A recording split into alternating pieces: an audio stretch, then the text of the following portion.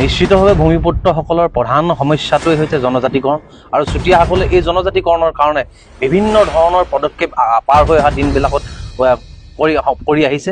কিন্তু আমি যেনেদৰে সফলতা লাভ কৰিব লাগে সফলতা লাভ কৰা নাই, বা চৰকাৰে আমাক যেনেদৰে গুৰুত্ব দি আমাৰ এই সমস্যাটো সমাধান কৰিব লাগে এই বিষয়েও চৰকাৰে বিশেষ পদক্ষেপ লোৱা আমাৰ দৃষ্টি পৰা নাই। ইতিমধ্যে আমি বহু ধৰণৰ আন্দোলন কৰিছোঁ, কিন্তু আন্দোলনবিলাক যেনেদৰে ফলপ্ৰসূ হ'ব লাগে তেনেদৰে ফলপ্ৰসূ হোৱা নাই। গতিকে আমি ভাবিছোঁ যে আমাক এক চিন্তন মন্থনৰ প্ৰয়োজনীয়তা আছে, আৰু সেই প্ৰয়োজনীয়তা আগত ৰাখি এই সাধাৰণ সভা আয়োজন কৰা হৈছে। আৰু তাত বিশিষ্ট ব্যক্তিসকলৰ দিহা পৰামৰ্শ লৈ আগন্তুক সময়ছোৱাত এই আন্দোলনখন বৌদ্ধিকভাৱে আগবঢ়াই নিবৰ কাৰণে আমি প্ৰচেষ্টা অব্যাহত ৰাখিম। আৰু অসমখন জনজাতীয় ৰাজ্য হিচাপে ঘোষণা কৰিলে অসমৰ ভূমি, অসমৰ সংস্কৃতি তথা অসমী আইৰ প্ৰত্যেকজন সন্তান সুৰক্ষিত হ'ব। আজি কেইদিনমানৰ আগতে আমি দেখিবলৈ পালোঁ যে মুখ্যমন্ত্ৰী মহোদয়ে যে খিলঞ্জীসকলক সুৰক্ষিতৰ কাৰণে বন্দুকৰ লাইচেঞ্চ দিয়াৰ কথা তেখেতে প্ৰকাশ কৰিছে। কিন্তু আমি মুখ্যমন্ত্ৰী মহোদয়ক এটা কথা সোঁৱৰাই দিব খুজিছোঁ যে বন্দুকৰ লাইচেঞ্চ দিলে জনজাতীয় ৰাইজ কেতিয়াও সুৰক্ষিত নহয়। জনজাতীয় ৰাইজ সুৰক্ষিত হ'ব তেতিয়াহে যেতিয়া অসমৰ 6 জনগোষ্ঠীক জনজাতিকৰণ কৰি অসমখন এখন জনজাতীয় ৰাজ্য হিচাপে ঘোষণা কৰা হয়। আমাৰ চুতীয়া যুৱ সন্মিলন অসমৰ উদ্যোগত আৰু গুৱাহাটী মহানগৰ সমিতিৰ আতিথ্যত অহা 4 জুলাই 2025 তাৰিখে শ্ৰীমন্ত শংকৰদেৱ কলাক্ষেত্ৰৰ মাধৱদেৱ আন্তৰ্জাতিক প্ৰেক্ষাগৃহত চুতীয়া জনগোষ্ঠীৰ চুতীয়া যুৱ সংগঠন চুতীয়া যুৱ সন্মিলন অসমৰ সাধাৰণ সভা অনুষ্ঠিত হ'ব। এই অনুষ্ঠানলৈ আমি অসমৰ চুতীয়া জনগোষ্ঠীৰ বিভিন্ন ৰাজনৈতিক, সামাজিক, সাংস্কৃতিক বুদ্ধিজীৱীসকলক আমি নিমন্ত্ৰণ জনাইছোঁ, আৰু তেওঁলোকৰ লগত আমাৰ এটা পোনপটীয়া আলোচনা হ'ব। দাদা, প্ৰথমতে যিটো চুতীয়া যুৱ সন্মিলন অসমৰ উদ্যোগত আপোনালোকৰ গুৱাহাটী মহানগৰীৰ সমিতিৰ আতিথ্যত অহা 4 জুলাইত শংকৰদেৱ কলাক্ষেত্ৰত আপোনালোকে এটা বিশেষ অনুষ্ঠান আয়োজন কৰিবলৈ ওলাইছে, কেন্দ্ৰীয় ত্ৰিবাৰ্ষিক সাধাৰণ সভা। আৰু কেনেকুৱা ধৰণৰ কি হ'ব বা উদ্দেশ্যটো কেনেকুৱা হ'ব এই সভাখনত? আমাৰ চুতীয়া যুৱ সন্মিলন অসমৰ উদ্যোগত আৰু গুৱাহাটী মহানগৰ সমিতিৰ আতিথ্যত অহা 4 জুলাই 2025 তাৰিখে শ্ৰীমন্ত শংকৰদেৱ কলাক্ষেত্ৰৰ মাধৱদেৱ আন্তৰ্জাতিক প্ৰেক্ষাগৃহত চুতীয়া জনগোষ্ঠীৰ চুতীয়া যুৱ সংগঠন চুতীয়া যুৱ সন্মিলন অসমৰ সাধাৰণ সভা অনুষ্ঠিত হ'ব।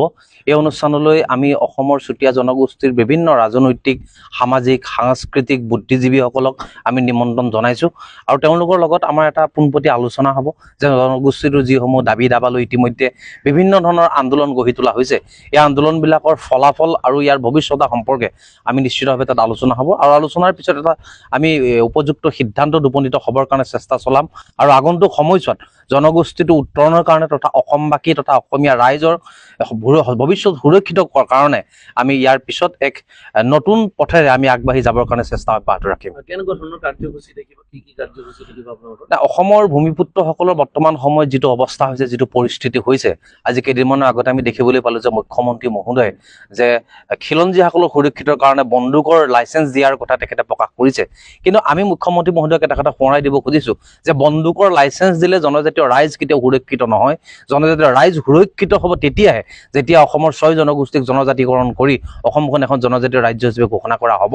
আৰু অসমখন জনজাতীয় ৰাজ্য হিচাপে ঘোষণা কৰিলে অসমৰ ভূমি, অসমৰ সংস্কৃতি তথা অসমী আইৰ প্ৰত্যেকজন সন্তান সুৰক্ষিত হ'ব। গতিকে নিশ্চিতভাৱে আমাৰ এই সাধাৰণ সভাখনত আমি এই যিবিলাক স্পৰ্শকাতৰ বিষয় আছে এই বিষয়বিলাক আমি পুংখানুপুংখভাৱে আলোচনা কৰি ইতিমধ্যে আমি বহু ধৰণৰ আন্দোলন কৰিছোঁ, কিন্তু আন্দোলনবিলাক যেনেদৰে ফলপ্ৰসূ হ'ব লাগে তেনেদৰে ফলপ্ৰসূ হোৱা নাই। গতিকে আমি ভাবিছোঁ যে আমাক এক চিন্তন মন্থনৰ প্ৰয়োজনীয়তা আছে, আৰু সেই প্ৰয়োজনীয়তা আগত ৰাখি এই সাধাৰণ সভা আয়োজন কৰা হৈছে। আৰু তাত বিশিষ্ট ব্যক্তিসকলৰ দিহা পৰামৰ্শ লৈ আগন্তুক সময়ছোৱাত এই আন্দোলনখন বৌদ্ধিকভাৱে আগবঢ়াই নিবৰ কাৰণে আমি প্ৰচেষ্টা অব্যাহত ৰাখিম। সাধাৰণ সভাত আপোনালোকে জনজাতিকৰণৰ সন্দৰ্ভতো কিবা আলোচনা কৰিব? নিশ্চিতভাৱে ভূমিপুত্ৰসকলৰ প্ৰধান সমস্যাটোৱেই হৈছে জনজাতিকৰণ, আৰু চুতীয়াসকলে এই জনজাতিকৰণৰ কাৰণে বিভিন্ন ধৰণৰ পদক্ষেপ পাৰ হৈ অহা দিনবিলাকত কৰি আহিছে। কিন্তু আমি যেনেদৰে সফলতা লাভ কৰিব লাগে সফলতা লাভ কৰা নাই, বা চৰকাৰে আমাক যেনেদৰে গুৰুত্ব দি আমাৰ এই সমস্যাটো সমাধান কৰিব লাগে এই বিষয়েও চৰকাৰে বিশেষ পদক্ষেপ লোৱা আমাৰ দৃষ্টি পৰা নাই। গতিকে আমি এক নতুন উদ্যমেৰে নতুন চিন্তাৰে ভৱিষ্যত সময়ছোৱাত আমাৰ জনজাতিকৰণৰ সমস্যা সমাধানৰ কাৰণে এই সাধাৰণ সভাৰ পিছৰ পৰা আমি আগবাঢ়ি যাবৰ কাৰণে প্ৰস্তুত আছোঁ। হয়, 2026 পালেহিয়ে, বেছি দিন নাই, হাতত কেইটামান মাহ আছে। সকলো দলেই এতিয়া সাজু হ'বলৈ আগবাঢ়িছে। আমাৰ বিজেপি চৰকাৰখনে বা মুখ্যমন্ত্ৰীগৰাকীটো সম্পূৰ্ণ ৰূপে তেওঁলোক সাজু আছেই, আৰু তেওঁলোকে একেবাৰে 100% বিশ্বাসী যে সকলোৱে তেওঁলোকক ভোট দিব, বিজেপিকে আকৌ পুনৰবাৰ চৰকাৰ কৰিব। কিন্তু এনে সময়তে মই জনজাতিকৰণ কথাটোৱে কৈছোঁ যে এই বিষয়টোত কি হ'ব, এই বিষয়টোত কিবা যদি চৰকাৰে একো ব্যৱস্থা নলয় 2026ত ইয়াৰ প্ৰত্যুত্তৰ আপোনালোকে দিব নেকি? আপুনি এটা কথা নিশ্চিতভাৱে আজি অসমীয়া ৰাইজ আজি অসমৰ ভূমিত সুৰক্ষিত অনুভৱ কৰা নাই। আজি আপুনি বিভিন্ন ধৰণৰ যদি পাৰ হৈ অহা দিনবিলাকৰ পৰিঘটনাবিলাক আপুনি চায়, তেনেহ'লে অসমী আইৰ সন্তানৰ ওপৰত বহিৰাগত বণিক গোষ্ঠীয়ে যি ধৰণৰ আক্ৰমণ চলাইছে, যি ধৰণে অসমীয়া ৰাইজক হেঁচা দি ৰাখিবলৈ চেষ্টা কৰিছে, তাৰ বিপক্ষে কিন্তু আজি ৰাইজ স্বতঃস্ফূৰ্তভাৱে ওলাই আহিছে। আৰু জনজাতিকৰণটো কেৱল 6 জনগোষ্ঠীৰে দাবী নহয়, এয়া হৈছে অসমত বসবাস কৰা প্ৰত্যেকটো খিলঞ্জীয়া জনগোষ্ঠী সুৰক্ষিতকৰণৰ কাৰণে এক নিশ্চিতভাৱে সমাধানৰ পথ। গতিকে এই পথটোক যদি ৰুদ্ধ কৰা হয়, যদি খিলঞ্জীয়া ৰাইজৰ যদি ভৱিষ্যত সুৰক্ষিত নকৰি তেওঁলোকক যদি অন্ধকাৰ মাজলৈ ঠেলি দিয়া হয়, তেনেহ'লে নিশ্চিতভাৱে খিলঞ্জীয়া অসমীয়া ৰাইজে তেওঁলোকৰ বিপক্ষে থিয় হ'ব। মই আজি আপোনালোকক স্পষ্টভাৱে কাৰ বিপক্ষে থিয় হ'ব এইটো নকওঁ, কিন্তু ভূমিপুত্ৰ জনগোষ্ঠীয় ৰাইজৰ বিপক্ষে যিসকলে থিয় হ'ব, যিসকলে সিদ্ধান্ত ল'ব, তেওঁলোকৰ বিপক্ষে কিন্তু ৰাইজ থিয় হ'ব, এয়া নিশ্চিত। হয়, সাধাৰণ সভাত আপোনালোকে মুখ্য অতিথি ৰূপে বা বিশিষ্ট অতিথি ৰূপে কাক কাক নিমন্ত্ৰণ কৰিছে? মুখ্য অতিথি হিচাপে আমি চুতীয়া জনগোষ্ঠীৰ যি দুজন মন্ত্ৰী আছে, আমাৰ অতুল বৰা ডাঙৰীয়াদেৱ, বিমল বৰা ডাঙৰীয়াদেৱক আমি নিমন্ত্ৰণ কৰিছোঁ।